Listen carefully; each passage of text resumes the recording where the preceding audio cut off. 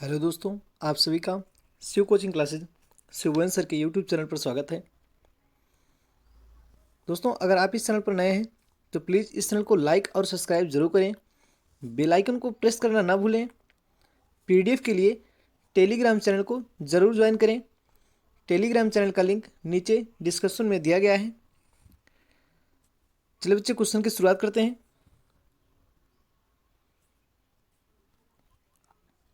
पहला क्वेश्चन है, एम्पियर किसका मात्रक है? समय का, विद्युत धारा का, विभवांतर का, कार्य का? तो राइट आंसर इसका विद्युत धारा का।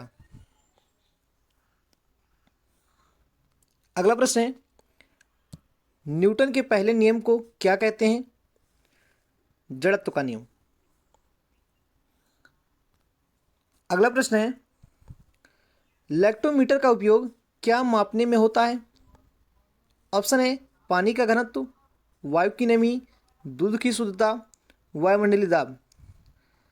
तो इसका राइट आंसर है बच्चों दूध की शुद्धता।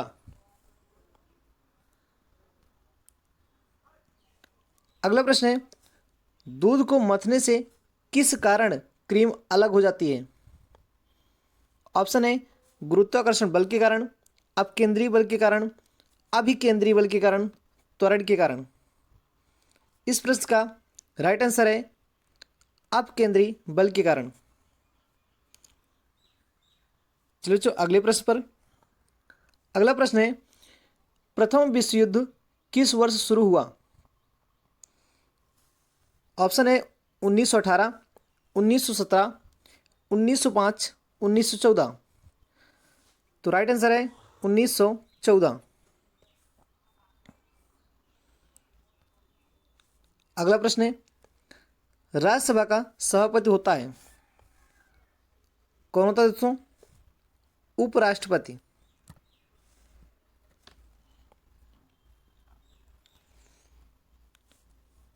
राष्ट्रपति अपना त्यागपत्र किसे देता है? उपराष्ट्रपति को, प्रधानमंत्री को, राज्यपाल को, लोकसभा अध्यक्ष को? तो राइट आंसर इसका उपराष्ट्रपति को।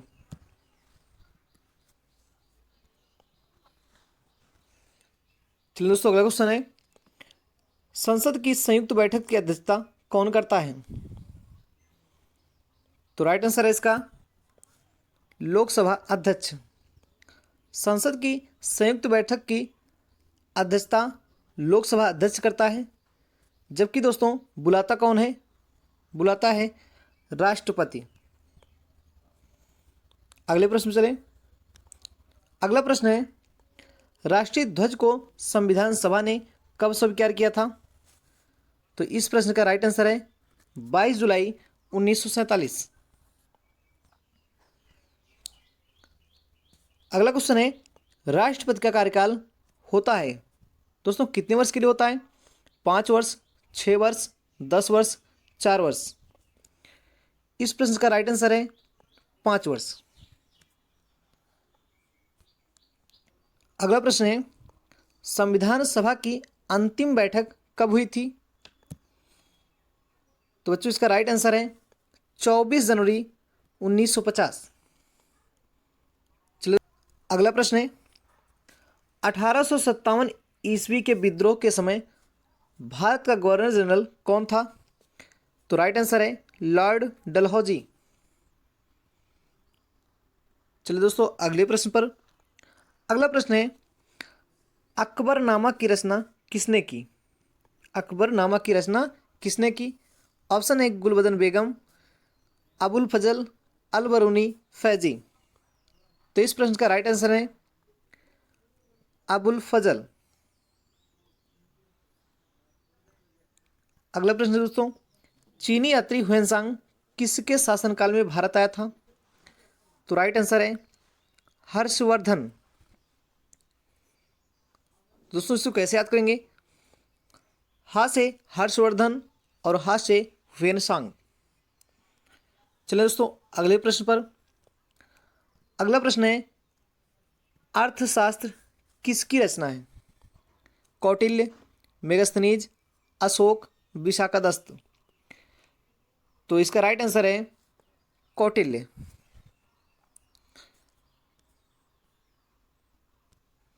अगला प्रश्न है,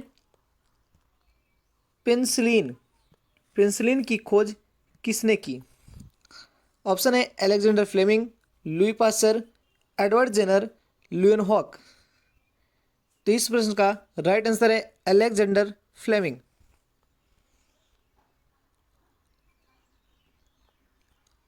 अगला प्रश्न दोस्तों, कौन सा सुमेलित नहीं है?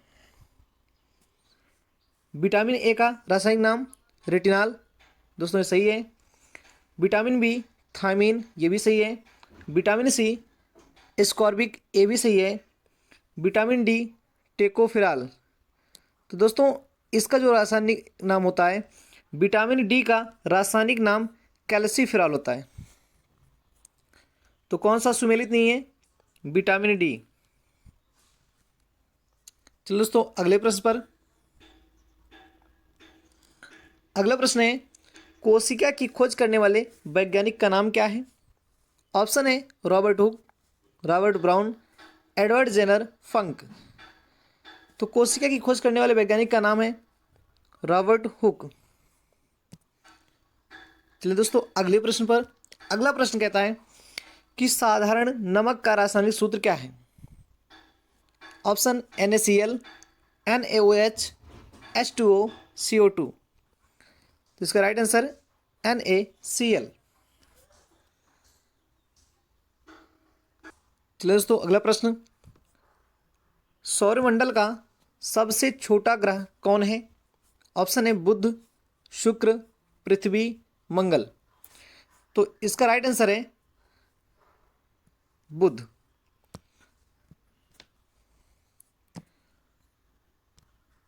दोस्तों अगर ये वीडियो आपको अच्छी लगी है तो प्लीज़ इस चैनल को लाइक और सब्सक्राइब जरूर करें।